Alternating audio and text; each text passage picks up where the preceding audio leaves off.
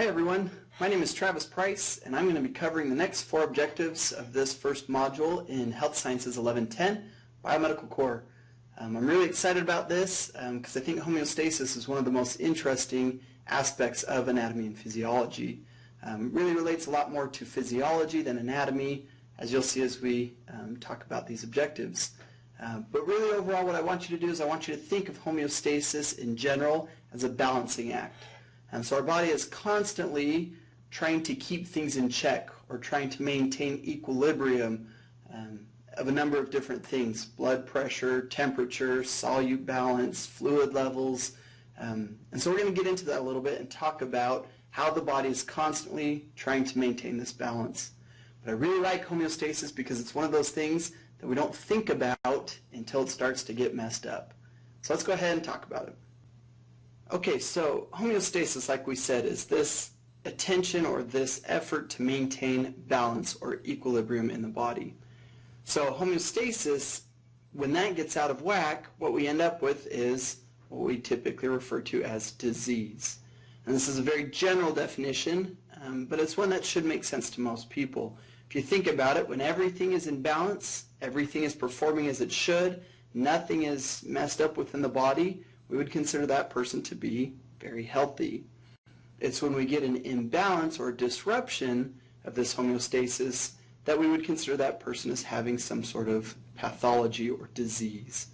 A real generic example, if your throat's healthy and fine and life is good, you don't think about it, you swallow okay, your voice comes out just fine. But when you get bacteria like Streptococcus pyogenes into the throat there and they start to colonize and grow and they're happy and doing their thing, they're going to disrupt the balance of just about everything in the throat. You feel it, you know you've got something going on. In this case we call it strep throat, and you're not going to feel better, or this disease is not going to go away until you return to a normal, healthy, balanced environment there in the throat. So disease is going to be defined as some sort of disruption in homeostasis. Now, homeostasis could be defined as this condition of equilibrium or balance in the body, and that's going to be the result of many different factors and regulatory processes working together to keep that internal environment level or balanced or the same. So if you look at that word equilibrium, you can see the root there is equal, or we're trying to keep things balanced. So this process by which the body goes about returning to equilibrium is extremely important. And there's many factors that are going to play a role in that. We're going to look more at the mechanics of how it happens and not as much at the specific components of the body that are going to maintain equilibrium. We will look at that further on in the course, and you'll get it again in pathophysiology and other courses that you're going to take. All right, so this little chart that you see off to the left, I think does an excellent job summarizing this process of homeostasis. Or essentially what this chart is showing you is what happens when things get out of equilibrium, and then what happens or what the body does to return them to that balance that we're looking for. And so if we take a look at it, this top part tells us that we have some sort of stimulus that's going to disrupt homeostasis. So I'm going to give you a real generic example here, and I think it's even in your study packet.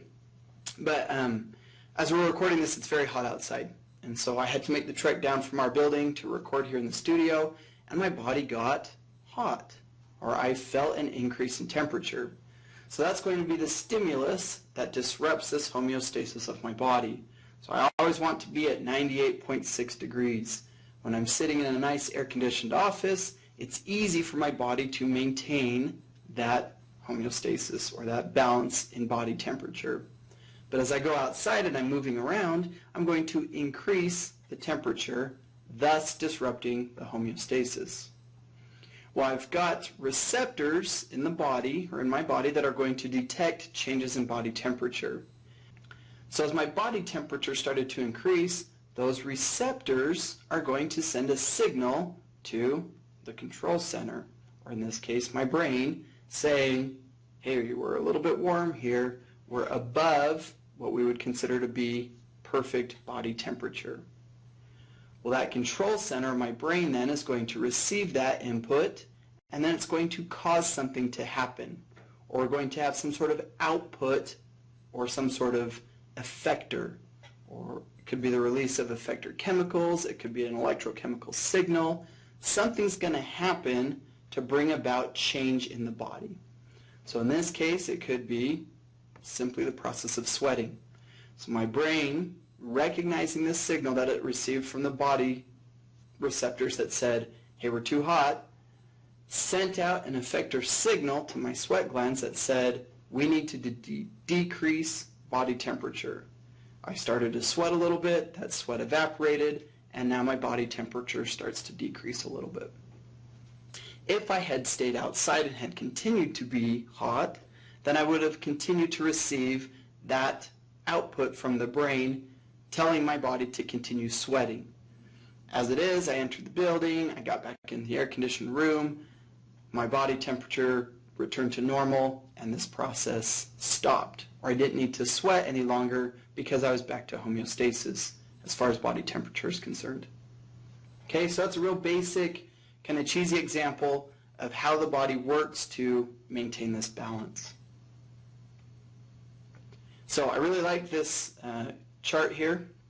So it talks about the different components of this mechanism and what they do.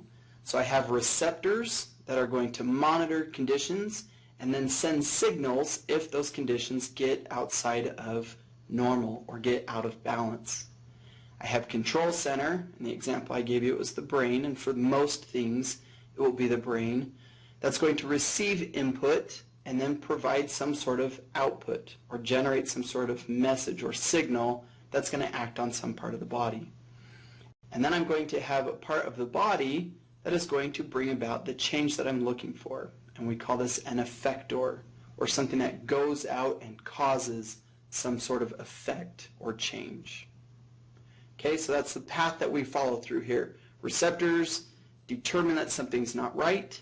They tell the control center recognizes that we're out of balance, sends out some sort of signal or message, and then the effectors of the body can go about working to change or to fix the problem that was recognized.